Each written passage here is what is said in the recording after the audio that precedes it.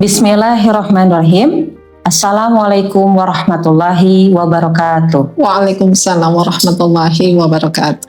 Sahabat pelopor perubahan yang dirahmati oleh Allah, bertemu kita kembali dalam program Islam The Solution Kamilan. Kali ini kita akan mengangkat tema berkaitan dengan kasus emas 74 kg, potret buram pemberantasan korupsi. Insya Allah kita akan perbincangkan bersama Ustazah Dr. Randa Irianti Aminatun. Assalamualaikum Ustazah. Waalaikumsalam warahmatullahi wabarakatuh. Ya, Alhamdulillah Ustazah, kita bertemu kembali dalam program yang sama. Sekarang Ustazah sedang ramai berkaitan dengan adanya korupsi. Diduga terjadi korupsi dan ditemukan emas 74 kg. Iya. Dan yang menjadi pertanyaan Ustazah, ketika terungkap kasus korupsi ini, mantan Jaksa Muda Jaksa Agung Bidang Tindak Pidana Khusus Kejaksaan Agung RI ini, bagaimana pandangan Islam terhadap para pejabat yang melakukan korupsi, Ustazah? Ya, sesungguhnya semua yang namanya korupsi hari ini itu bukan sekedar lemahnya penegakan hukum, tapi memang itu hasil pahit dari penerapan sistem sekularisme yang memisahkan agama dari pemerintahan.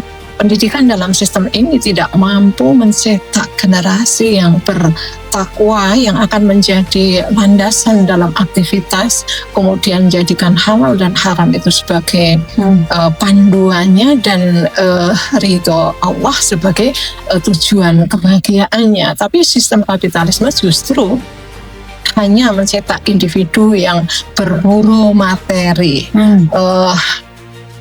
Landasannya itu bukan yang akan dicapai itu bukan ridho Allah, tetapi kebahagiaan materi. Jabatan pun diposisikan sebagai jalan untuk meraih materi. Makanya korupsi di negeri ini sudah seperti mewabah begitu ya. Bukannya berkurang malah semakin menjalar, bahkan penegak hukum pun juga terlibat. Data KPK tahun 2010 sampai 2025 itu menunjukkan bahwa aparat penegak hukum justru mendominasi catatan hitam korupsi. Tentu ini berbeda dengan Islam ya. Dalam Islam itu yang namanya ketakwaan itu terbentuk dalam sistem pendidikannya, sehingga itu menjadi landasan seseorang dalam beraktivitas, kemudian juga halal dan haram dijadikan sebagai panduannya, ridho Allah sebagai tujuannya. Dengan demikian ketakwaan ini akan mampu menjadi rem ya paling utama dalam dirinya, seperti kasus dalam perang Khaybar. Suatu saat ada seorang budak yang terpanah ya, dipanah kemudian meninggal. Kemudian para sahabat itu bahagia, berarti budak itu mati syahid. Tetapi ditolak tegas oleh Rasulullah karena ternyata budak itu mengambil sehelai kain dari hasil rampasan perang Khaybar yang belum dibagi. Kemudian Rasulullah mengatakan bahwa selembar kain itu akan dibakar di neraka dan akan menjadi api yang akan membakar dirinya. Maka mendengar kisah itu, salah seorang sahabat yang mengambil juga tali sendal ya di perang Khaybar itu dikembalikan kepada Rasulullah, dan kemudian Rasulullah mengatakan kalau ini diambil ini akan menjadi bahan bakar api neraka. Begitu semua kalau di dalam sistem Islam itu ketakwaan itu akan menjadi kontrol internal yang paling kuat karena yang namanya jabatan itu bukan jalan meraih kekuasaan, tetapi amanah yang kelak akan dimintakan pertanggungjawaban di hadapan Allah Ta'ala. Ya, Masya Allah. Kalau tadi Ustazah mengulas bahwa maraknya korupsi terjadi pada saat ini ya Ustazah. Tentu itu tidak terjadi. Tentu itu bukan hanya perkara dilakukan oleh satu individu saja gitu ya. Kemudian juga tidak mungkin bisa selesai hanya sekedar menghukumi satu individu. Kemudian Ustazah pun tadi menyampaikan bagaimana kondisi ketika kepemimpinan di bawah Rasulullah begitu tegas gitu ya, menangani pejabat yang dia melakukan aktivitas korupsi gitu. Nah, yang menjadi pertanyaan saja, lantas apakah Islam memiliki solusi pasti bagi korupsi, terutama mereka yang memiliki kekuasaan atau yang memiliki jabatan saja? Tentu Islam memiliki sistem yang akan membentengi penguasanya itu untuk melakukan korupsi. Jadi pemberantasan korupsi hari ini Teh Suma tidak sekedar mengganti pejabat yang korup ya, tetapi sistemnya masih sistem sekuler, itu tidak akan pernah menyelesaikan masalah. Makanya untuk menyelesaikan tuntas masalah korupsi memang harus mengganti ya sistem sekuler itu dengan sistem yang turun dari zat yang maha benar, yaitu Allah Subhanahu wa Ta'ala, dengan menerapkan sistem Islam secara kafah.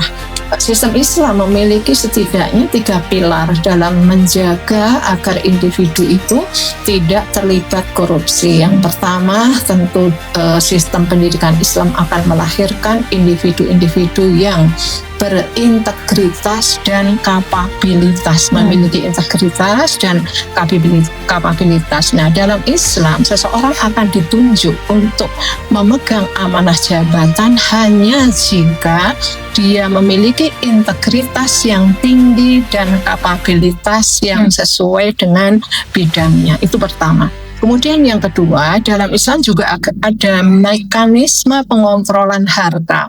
Jadi kalau ada pejabat yang selama menjabat hartanya bertambah dengan penambahan yang mencolok, itu akan dilakukan audit. Kalau ternyata penambahan harta itu terjadi di masa jabatannya secara mencolok, harta itu akan diambil, dikembalikan ke Baitul Mal, dan yang berhak untuk dirinya ya harta sebesar gaji ya yang dia peroleh. Kemudian mekanisme yang ketiga, Islam memberikan sanksi yang tegas berupa tasyhir dan takzir.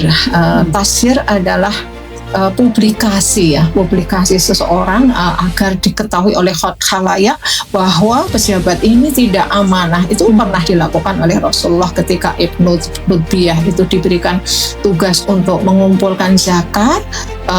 Ibnu Lutbiyah ini menerima gratifikasi, kemudian oleh Rasulullah dinasihati dan diumumkan di tengah kaum muslimin bahwa siapa Ibnu Lutbiyah ini integritasnya kurang. Nah, kemudian di samping tasyir juga ada takzir, yaitu hukuman yang menjerakan, dan kadar hukumannya itu tergantung dari besar kecilnya harta yang dikorupsi. Bisa melalui penjara sampai hukuman mati. Jadi memang kesimpulannya Teh Suma, untuk memberantas korupsi harus menghadirkan sistem Islam ya, sistem Islam kafah dengan seluruh perangkat syariatnya. Hanya saja memang sistem Islam kafah itu tidak mungkin bisa diterapkan tanpa ada institusi yang menerapkannya, yaitu Daulah Khilafah Islam sebagaimana yang dicontohkan oleh Rasulullah Shallallahu Alaihi Wasallam. Dengan itu maka insya Allah korupsi akan terberantas secara tuntas. Insya Allah. Tuntas sudah perbincangan kita kali ini, semoga bermanfaat, dan saya ucapkan terima kasih untuk Ustazah yang sudah berbagi ilmunya. Jika sahabat pelopor perubahan sepakat dengan apa yang kita perbincangkan kali ini, jangan lupa like, share, dan komen konten kali ini. Wassalamualaikum warahmatullahi wabarakatuh. Waalaikumsalam warahmatullahi wabarakatuh. Sebagai ajang silah fikriyah dan silah uhuwah, jangan lupa like, komen, dan share video ini. Sampai jumpa di konten menarik lainnya. Wassalamualaikum warahmatullahi wabarakatuh.